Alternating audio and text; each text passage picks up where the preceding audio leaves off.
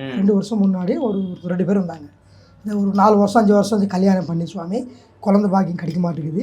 ஒவ்வொரு டயத்தில் அவங்களுக்கு உருவாகுது, கரு உருவாகுது. 2 மாதம் 3 மாதத்துல தங்கி அப்புறம் கலைஞ்சி போகுது. பார்த்ததுலும் அவங்களுக்கு என்னன்னா சில பேருக்கு கல்யாணம் பண்ணதுக்கப்புறம் நாகதோஷம் இருக்குது, வேறு பிரச்சனை இருக்குது. அவர் ஒய்ஃபுக்கு நாகதோஷம் இருக்குது. அவருக்கு தெரிந்தா சில கிரகங்களுடைய எஃபெக்டும் இருக்குது. செண்டிகிரக, முண்டிகிரக, பாலகிரகா, இந்த 3 கிரகா அவங்க மேலே இருக்குது. இருக்கிறதுனால என்ன ஆகுதுன்னா அதனால தான் உங்களுக்கு குழந்தை பாக்கியம் கிடைக்கல. உங்களுக்கு செல்வம் இருக்குது, மனுஷாந்தி கூட காசு எல்லாம் இருக்குது. ஆனால் முக்கியமானது குழந்தை. இந்த மாதிரி சுவாமி சொன்னாங்க.